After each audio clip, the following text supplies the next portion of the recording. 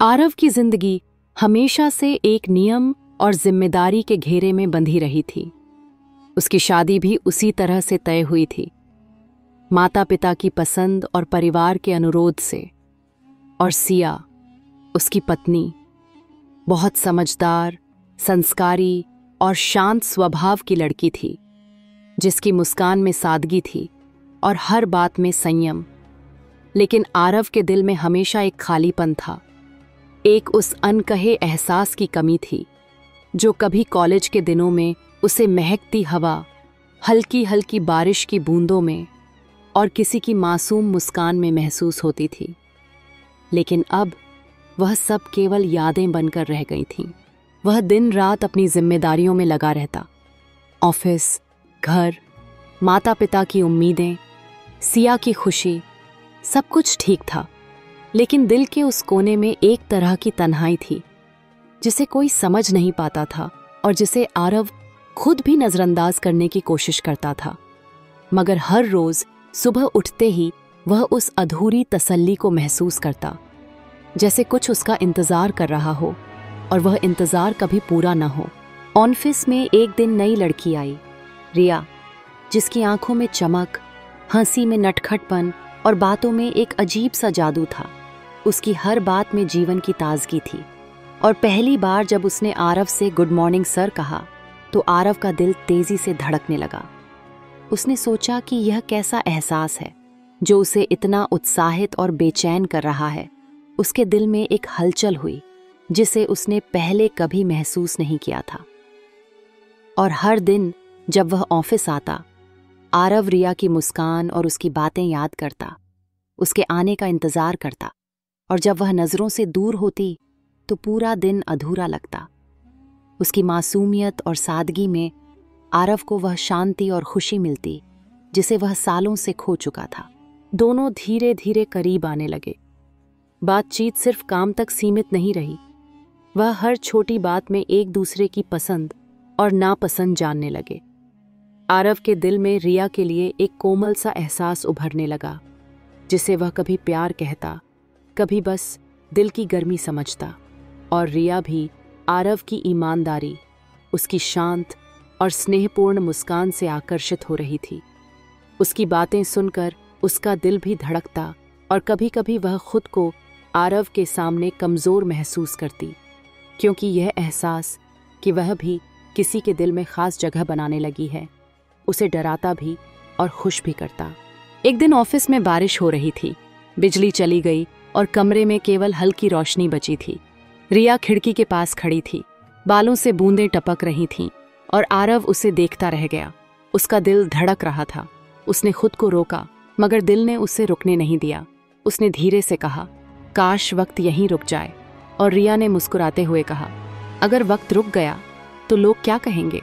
आरव बोला, लोग कुछ भी कहें, पर दिल तो बस तुम्हें देखना चाहता है। और उस पल दोनों की आंखें मिलीं और जैसे पूरा जहान थम गया हो, जैसे किसी ने समय को रोक दिया हो। पर क्या पल इतना खास था कि आरव को लगा कि यह एहसास जिंदगी में केवल एक बार मिलता है, लेकिन हकीकत हमेशा सपनों से कठोर होती है। अगले ही दिन रिया ने कहा, आरव, हम दोनों जानते हैं कि यह रिश्ता कहीं नहीं जा सकता। तुम शादीशुदा हो और मैं तुम्हें किसी के प्यार से छीन नहीं सकती। और आरव की आंखें नम हो गईं। पर दिल को कैसे समझाऊं रिया? उसने तो पहली बार तुम्हारे साथ जीना चाहा है। रिया ने बस मुस्कुराकर कहा, तो मुझे अपने दिल की याद में रहने दो, मगर जिंदगी में नहीं। उसके शब्द आरव के दिल में तीर की तरह उतर गए और उस दिन से दोनों ने दूरी बनाने का फैसला किया। आरव ने खुद को पूरी तरह अपने काम में लगाना शुरू किया। हर दिन सुबह उठते ही उसकी यादों के बीच जंग होती। सिया को देखता तो दिल में खटास आती, मगर वही उसकी हकीकत थी और वह जानता था कि उसे सिया से मोहब्बत करनी है। पर रिया की याद हर कदम उसके साथ चलती। हर रात जब वह सोता, रिया की हंसी कानों में गूंजती और उसकी नींद अधूरी रह जाती। समय बीतता गया। रिया ने नौकरी छोड़ दी और किसी दूसरे शहर चली गई। आरव ने कोशिश की कि अपनी जिंदगी को सामान्य बनाए, लेकिन हर छोटी बात उसे रिया की याद दिलाती।